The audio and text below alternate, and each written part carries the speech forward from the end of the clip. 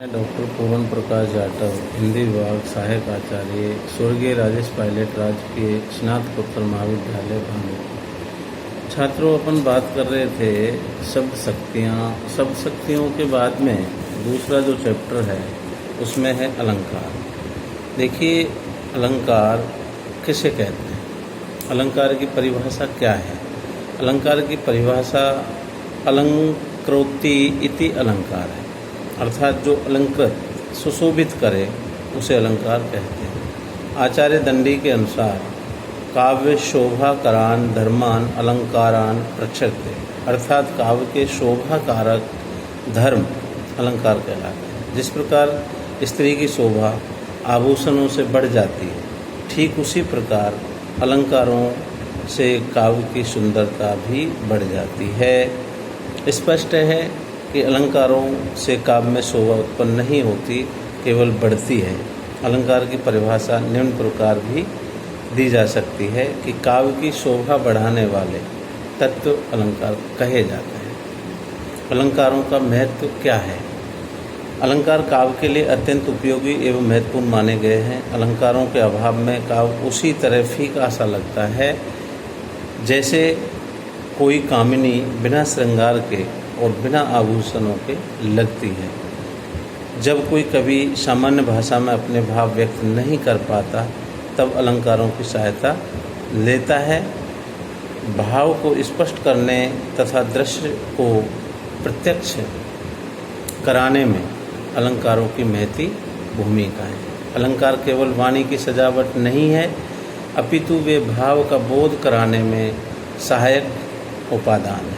अलंकारवादी आचार्य अलंकारों को काव्य का प्राण तत्व अर्थात काव्य की आत्मा तक मानते हैं। आचार्य केशवदास के अनुसार उनके शब्दों में कि भूषण विनु ने विराजई कविता वनिता में, अर्थात आभूषण के बिना जैसे स्त्री शोभा नहीं पाती, वैसे ही अलंकारों के बिना कविता अच्छी नहीं लगती। अलंकारों के देखिए भेद। अलंकारों के 3 प्रकार माने गए हैं, जिसमें शब्दालंकार नंबर 1, नंबर 2 अर्थालंकार, नंबर 3 उभयालंकार। शब्दालंकार पर शब्द पर जो आधारित होते हैं वो शब्दालंकार कहलाते हैं। यदि शब्द के स्थान पर उसका पर्यायवाची रख दें तो अलंकार समाप्त हो जाता है। प्रमुख शब्दालंकार कौन कौन से हैं, जिसमें अनुप्रास है, यमक है, श्लेष है, पुनरुक्ति है, वक्रोक्ति है आदि। अर्थालंकार अर्थ पर आधारित होते हैं, अतः शब्द के स्थान पर उसका पर्यायवाची रख देने पर भी अलंकार बना रहता है। प्रमुख अर्थालंकार कौन कौन से हैं, जिसमें उपमा है, रूपक है, उत्प्रेक्षा है, प्रतीक है, व्यतिरेक है, विभावना है, विशेषोक्ति है, दृष्टांत है, अर्थांतर न्यास है, उल्लेख, विरोधाभास, भ्रांतिमान आदि। उभयालंकार शब्द और अर्थ दोनों पर आश्रित रहकर दोनों को चमत्कृत करते हैं। उभयालंकार जो हैं वो शब्द और अर्थ दोनों पर आश्रित रहकर दोनों को चमत्कृत करते हैं। अलंकारों की परिभाषा, उनके लक्षण एवं उदाहरण। देखिए, उपमा अलंकार की अपन चर्चा करें, जहाँ गुण, धर्म या क्रिया के आधार पर उपमेय की तुलना उपमान से की जाती है। उपमेय की तुलना उपमान से की जाती है, वहाँ उपमा अलंकार होता है। जैसे हरिपद कोमल कमल से, हरिपद कोमल कमल से, यहाँ हरिपद उपमेय है। उपमेय की तुलना कमल उपमान से कोमलता के कारण की गई है, अतः उपमा अलंकार है।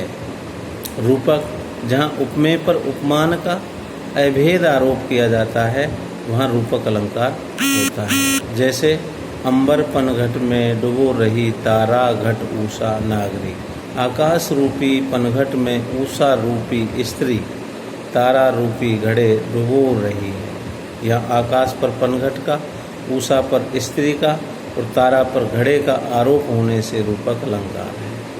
उत्प्रेक्षा, उपमेय में उपमान की कल्पना या संभावना होने पर उत्प्रेक्षा अलंकार होता है। जैसे मुख जनु शुभ्रमयंक, यहाँ मुख उपमेय को शुभ्रमयंक उपमान मान लिया गया है, अतः उत्प्रेक्षा अलंकार है। इस अलंकार की पहचान मनु, मानो, जनु, जानो शब्दों से होती है। यमक अलंकार, यहाँ कोई शब्द एक से अधिक बार प्रयुक्त हो और उसके अर्थ अलग अलग हों, वहाँ यमक अलंकार होता है। जैसे सजना है मुझे सजनी के लिए, या कनक कनकते सौगुनी मादकता अधिकाय, या खाए बोराए जग वापाए बोराए। यहाँ पहले सजना का अर्थ श्रृंगार करना है, दूसरे सजना का अर्थ है नायक या पति से है।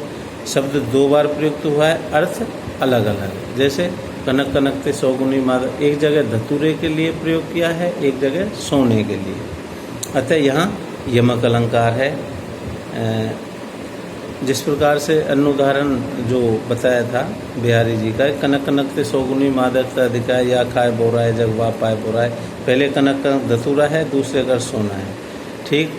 अगला श्लेष, जहाँ कोई शब्द एक ही बार प्रयुक्त हो किंतु प्रसंग भेद में उसके अर्थ एक से अधिक हों, वहाँ श्लेष अलंकार होता है। जैसे पानी गए न उबरे मोती मानस चून, यहाँ पानी के 3 अर्थ हैं, जिसमें कांति है, नंबर 2 पर आत्मसम्मान है, और नंबर 3 पर जल है।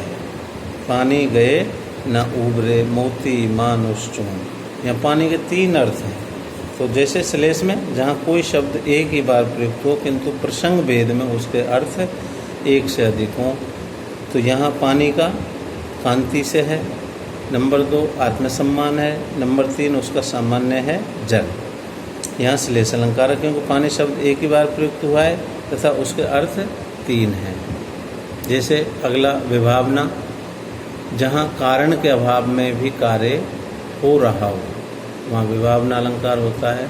जहाँ कारण के अभाव में भी कार्य हो रहा हो, जैसे बिनु पग चले सुने बिनु कहना, वह ईश्वर बिना पैरों के चलता है, बिना कानों के सुनता है। कारण के अभाव में भी कार्य होने से यहाँ विभावना अलंकार है। अनुप्रास, यहाँ जहाँ किसी वर्ण की अनेक बार क्रम से आवृत्ति हो, वहाँ अनुप्रास अलंकार होता है। जहाँ किसी वर्ण की अनेक बार क्रम से आवृत्ति हो, वहाँ अनुप्रास अलंकार होता है। जैसे भूरी भूरी भेदभाव भूमि से भगा दी, भय की आवृत्ति अनेक बार होने से यहाँ अनुप्रास है। भ्रांतिमान, उपमेय में उपमान की भ्रांति होने से और तदनुरूप क्रिया होने से भ्रांतिमान अलंकार होता है। जैसे नाक का मोती अधर की कांति से, बीज दाड़िम का समझकर भ्रांति से, देख कर हुआ सुख मौन है, सोचता है अन्य सुख ये कौन है। यहाँ नाक में तोते का और दंत पंक्ति में अनार के दाने का भ्रम हुआ है, अतः भ्रांतिमान अलंकार है। संदेह अलंकार में जहाँ उपमेय के लिए दिए गए उपमानों में संदेह बना रहे तथा निश्चय न हो सके, वहाँ संदेह अलंकार होता है। जैसे सारी बिच नारी है कि नारी बिच सारी है, सारी ही की नारी है कि नारी ही की सारी है। तो ठीक इस प्रकार से अपन देखते हैं कि अलंकार की जो महत्व है, अलंकारों का जो महत्व है वो काव्य में बहुत ही महत्वपूर्ण है। अन्य जो अलंकार शेष हैं उनकी अपन अगले चैप्टर में चर्चा करेंगे। Thank you.